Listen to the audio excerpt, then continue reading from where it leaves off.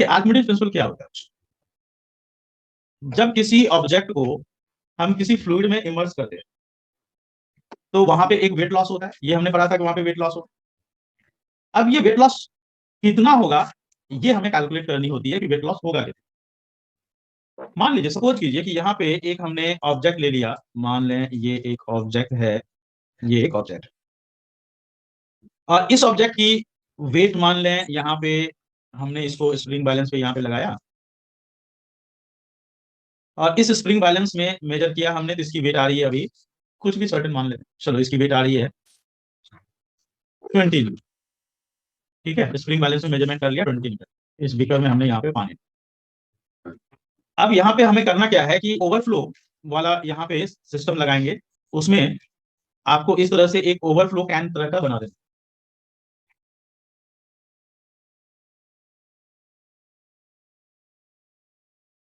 कि so that इसमें थोड़ा भी पानी ओवरफ्लो होगा ना तो वो बाहर आए।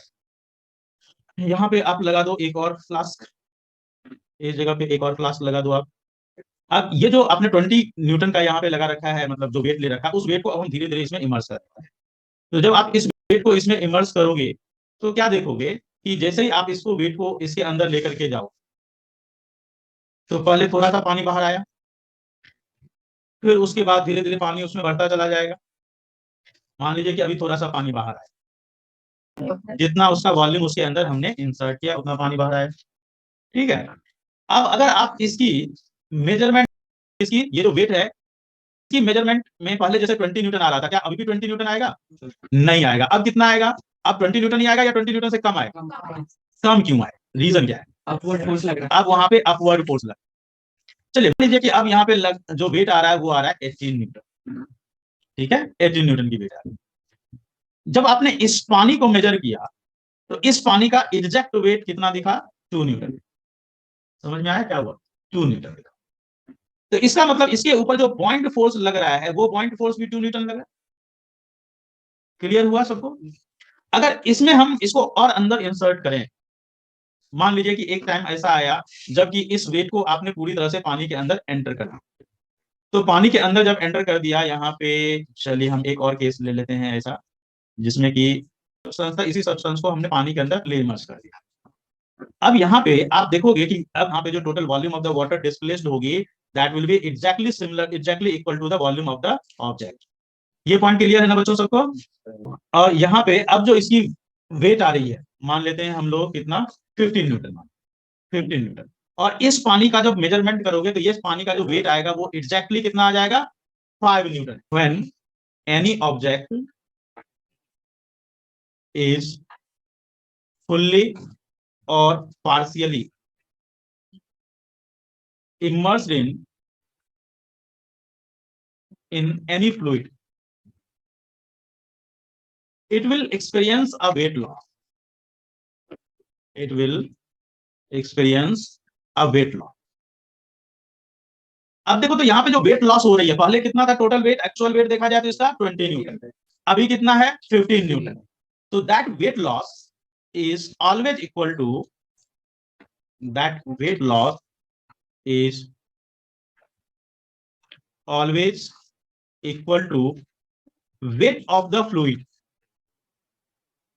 weight of the fluid displaced by that. इसी को हम लोग बोलते हैं Archimedes principal. When any object is fully or partially immersed in any fluid, it will experience a weight loss. That weight loss is always equal to weight of the fluid displaced by that object. यहाँ पे 15 Newton की जो force लग रही है, इसका मतलब इसमें ऊपर की ओर पॉइंट फोर्स कितनी लग रही है बच्चों बताओ?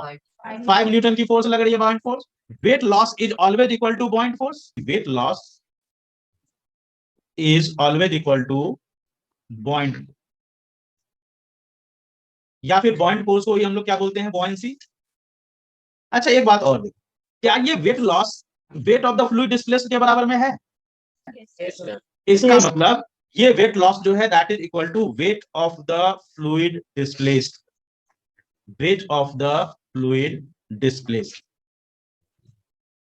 अब weight of the fluid displaced, weight of the fluid displaced, weight का वेट क्या है? फोर्स, फोर्स क्या है? m इंटू जी। मास किसके मास की बात कर रहे हैं? Mass of the fluid into g. Density equal to क्या होता है बताओ? Mass upon volume. Mass upon volume. तो क्या हम m equal to rho into V लिख सकते हैं? Yes sir. देखो तो क्या हम इस फोर्स के लिए m इंटू जी की बजाय रो इंटू वी इंटू जी लिख सकते हैं? ये जो रो लिया, डेंसिटी लिया, किसकी डेंसिटी हमने लिया यहाँ पे? फ्लूइड की डेंसिटी ऑफ फ्लूइड। तो वेट पॉइंट फोर्स का फॉर्मूला क्या आया आपके पास? Rho into V into G. Rho is किसकी डेंसिटी? Density of fluid displaced. What is V? Volume किसका? Volume of the fluid displaced. अब एक बात बताओ, क्या volume of the fluid displaced और वॉल्यूम ऑफ द ऑब्जेक्ट बराबर होगा? This is equal to volume of the object also.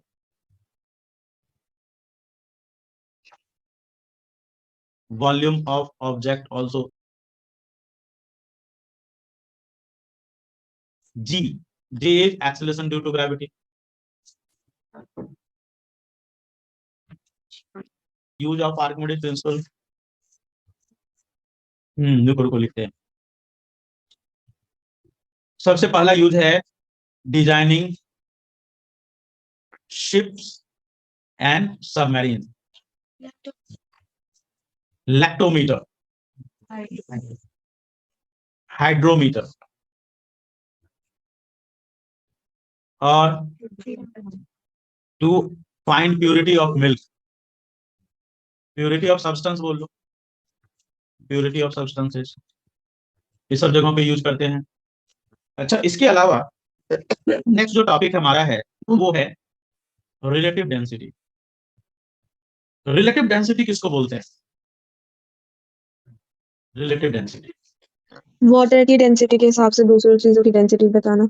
हाँ, रिलेटिव डेंसिटी जो है this is the ratio of density of object to the density of water at 4 degree Celsius. इसको हम लोग बोलते हैं relative density. Density of object to the density of water at 4 degree Celsius. 4 degree Celsius ही क्यों? क्योंकि 4 degree Celsius पे जो वाटर की डेंसिटी होती है दैट इज हाईएस्ट। 4 से नीचे जाने पे क्या होता है, उसमें फिर केज लाइक स्ट्रक्चर बनना शुरू हो जाता है।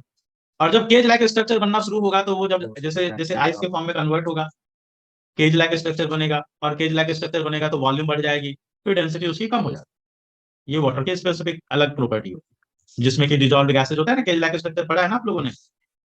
तो इसलिए रिलेटिव डेंसिटी जब निकाला जाता है तो उसमें वाटर 4 डिग्री सेल्सियस पे लिया जाता है। तो रिलेटिव डेंसिटी निकालने का जो तरीका होता है, relative density is density of object divided by density of water at 4 degree Celsius. SI unit क्या होगा रिलेटिव डेंसिटी का? No SI unit. क्यों? रीजन क्या है? As it is the ratio. देखो दोनों तरफ, ऊपर और नीचे दोनों तरफ रेशियो है ना, सेम ही तो है डेंसिटी डेंसिटी। तो क्या होगा, कट जाएगा। कट जाएगा तो उसकी कोई ऐसा यूनिट नहीं। ठीक है, समझ में आ गया? किसी भी ऑब्जेक्ट का अगर डेंसिटी निकालना हो तो डेंसिटी निकालने का तरीका क्या होता है? डेंसिटी इक्वल टू होता है मास अपॉन वॉल्यूम। इसी को आपको कंपेयर करना है। अच्छा, डेंसिटी की ऐसा यूनिट क्या होती है? डेंसिटी की ऐसा यूनिट की बात करें तो मास का हो गया केजी और वॉल्यूम का हो गया मीटर क्यूब। तो ये हो गया केजी पर मीटर क्यूब। ठीक है। अच्छा, अगर सीजीएस यूनिट की बात करें, एमकेएस यूनिट में, एमकेएस यूनिट में एमकेएस यूनिट में है केजी पर मीटर क्यूब। और अगर सीजीएस यूनिट की बात करें, ये हो गया ग्राम पर सेंटीमीटर क्यूब। और अगर आपको कन्वर्ट करना हो केजी पर मीटर क्यूब से ग्राम पर सेंटीमीटर क्यूब, या इसको इसमें कन्वर्ट कर, देखो एकदम बड़ा सिंपल सा तरीका है। सिंपल सा तरीका क्या है? मल्टीप्लाई कर दो इसको 1000 से। ग्राम पर सेंटीमीटर क्यूब में करना। और अगर ग्राम पर सेंटीमीटर क्यूब को केजी पर मीटर क्यूब में कन्वर्ट करना हो, डिवाइड कर दो 1000। सिंपल एकदम तरीका, एकदम बिल्कुल सिंपल। ठीक है, याद रखेंगे सब लोग ये पॉइंट। अब जैसे मान लीजिए फॉर वाटर की बात कि एमकेएस यूनिट में डेंसिटी जो होती है,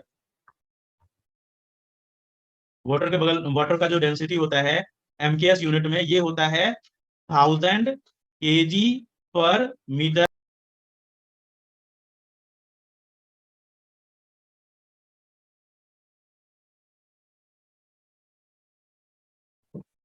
ठीक है, 1 ग्राम पर सेंटीमीटर। अगर पानी का मान लो ये है 1 सेंटीमीटर, ये है 1 सेंटीमीटर, ये है 1 सेंटीमीटर का एक बॉक्स है, इसमें हम पानी डाल रहे हैं, इसको हमने भर दिया पानी से। इसमें पानी टोटल कितना ग्राम आएगा? बताओ बताओ। अच्छा, इस ये क्या है? क्यूब है। वॉल्यूम क्या है क्यूब की? कितना है? अरे हाँ, इसका वॉल्यूम क्या है? 1 सेंटीमीटर। तो इसमें पानी कितना आएगा? 1 ग्राम ही तो। 1 सेंटीमीटर क्यूब पानी के लिए होता है सिर्फ, ये दूसरे के लिए नहीं। इसको हम लोग 1 ml भी बोलते हैं। इसमें पानी जो आता है that is 1 ml। Okay, 1 ml पानी आएगा।